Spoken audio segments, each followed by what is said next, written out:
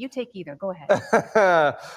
Well, let's just talk about why the media didn't cover this at all. Remember, they had everything. They had video of this truck driver hitting these people and dying. They didn't cover that. It created a firestorm between the two most powerful governors in the country, Newsom and DeSantis. It sparked new federal regulation. Donald Trump was tweeting about it. And it's about illegal immigrants, which is the hottest story right now. The tale of two illegals and the media, the big three networks, ABC, CBS, NBC, could be NBS for all I care. They all refused to cover the illegal immigrant truck driver charged in a deadly U-turn crash that killed 3 people in Florida. But they spent a precious 17 minutes on the accused MS-13 gangbanger. You know him, you don't like him, Kilmar Abrego Garcia. This as we get some shocking police body cam footage of the killer truck driver. He got pulled over last month in New Mexico and struggled to speak English. Watch. I feel bad being the first guy to write you a ticket, but you know, I try to help you out. They said my no license in the ticket. What's that? They send the ticket in the no my credit. I'm sorry, I guess I don't understand what Maybe in the this my ticket in the my license. Yeah. Or how many years?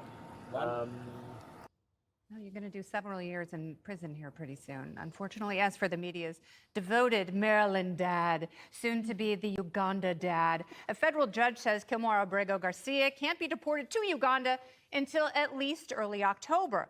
But until then, the suspected human smuggler is in custody, and he's showing his patriotism. Gobierno corrupto.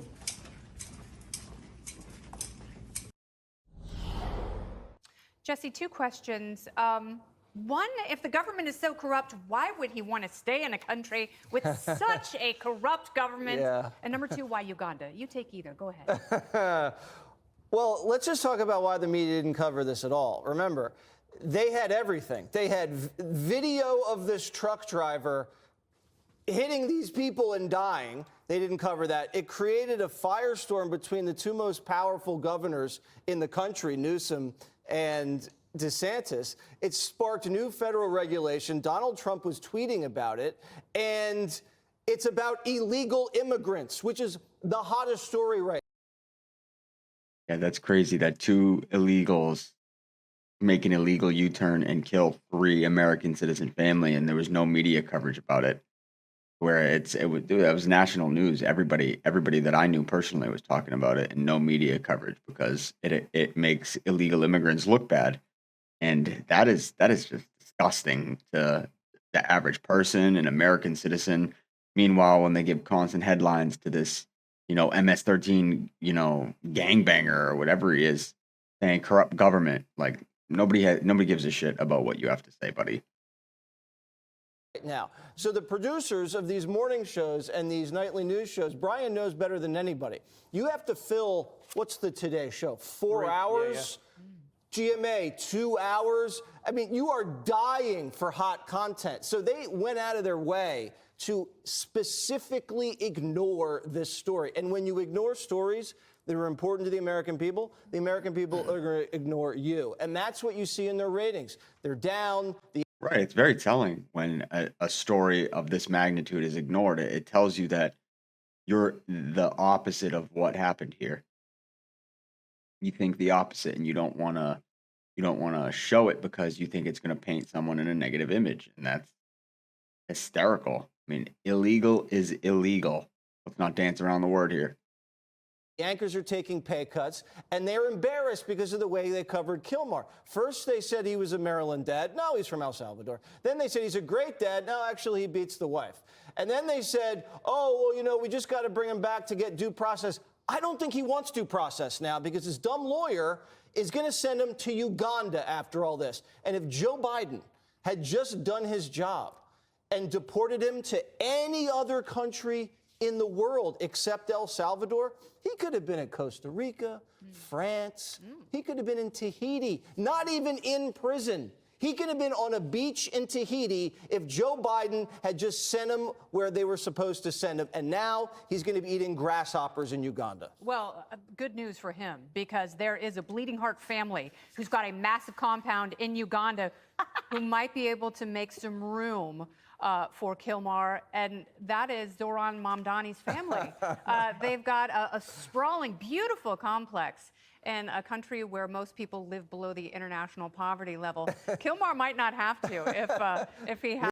The typical socialist movement, you know, same with Hassan Piker. They want socialism, yet they live above the means of the common folk, or have people in their communities living below poverty lines while they live lavishly. Jokes of human beings. Casa es su casa. Well, isn't that what communism is? That's right. From each according to their ability to each Kilmar Abrego Garcia. So, Emily, I want to talk with you a little bit about the driver in Florida who is being charged with vehicular homicide. There is a petition going around, 2.2 million signers so far. They want leniency for this person. Is that what he deserves? Look, them calling for a fair sentencing, I don't knock. But I think it is obvious that they're missing the entire point, because this same swath of people that hate the president and that jump to assumptions about the reasoning behind laws as being racist are the reason why those 3 people are dead in the first place.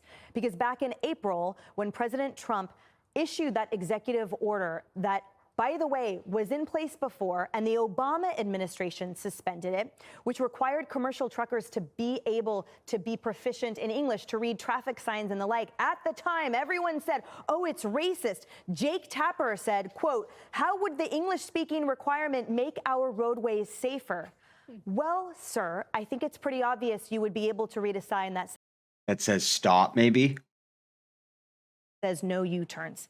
Or yeah, no U-turns, and then you just kill 3 innocent people.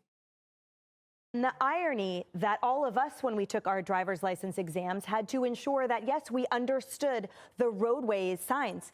It has nothing to do with origin or race or what it means if you can't speak English. It's understanding the language that our entire highway system is based on, because if you don't, then people die. But yet again, they are missing that point. And to Kilmar Abrego Garcia, who prefers that he's sent to Costa Rica, I would too. We all would love to be in Costa Rica right now, but I think his wife would have preferred that he didn't punch her in the face. I think those children that he smuggled would have preferred that they weren't sexually assaulted and human smuggled across the border. I think there's a long line of people that.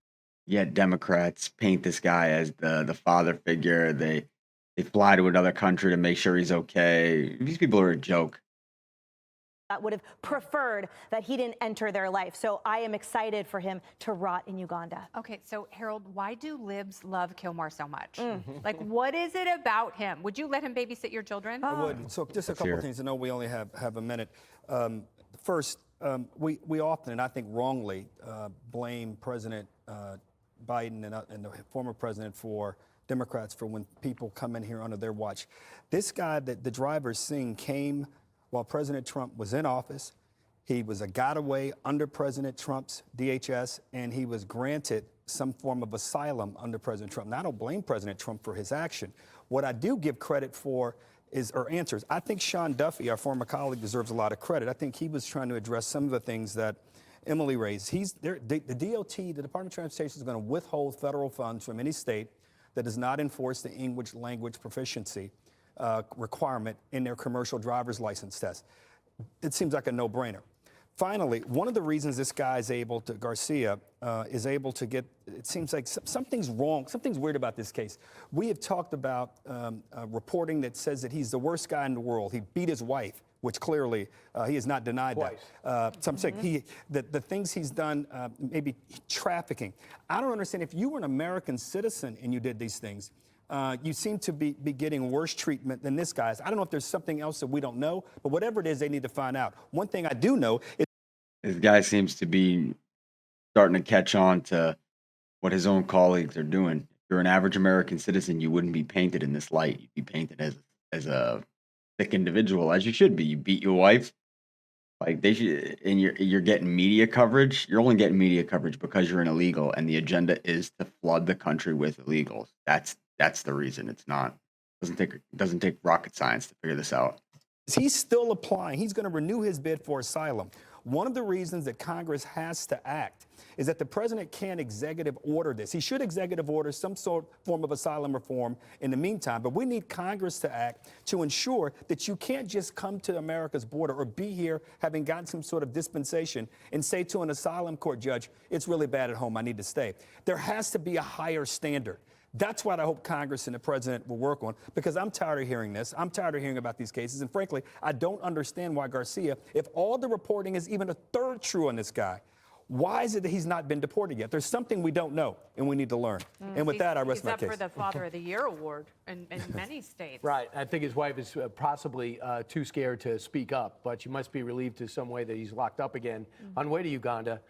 Just real quick, it's really simple to read the police report. This guy was hanging out with MS-13 in an area where almost MS-13, if me or Jesse showed up to hang out with MS-13 and we weren't a member, it wouldn't have went well for us. So why was he there? That's why the cop at the scene said, this guy is a member of these guys. They knew who he was, so that's why he was picked up. Number two, we got video of the trafficking. I'm watching ABC on the rerun. I watch at between 2 and 3 in the morning. I call you guys, but you don't pick up. And I'm watching them do this story. There's video of the trafficking. It's great video. You can hear the audio. They don't bring it up in the charges. They don't show the video. Why does ABC, and I imagine the other networks, not interested in showing some controversial elements to his background? So, and there's also Because if you're not going to show it, you're trying to paint a picture.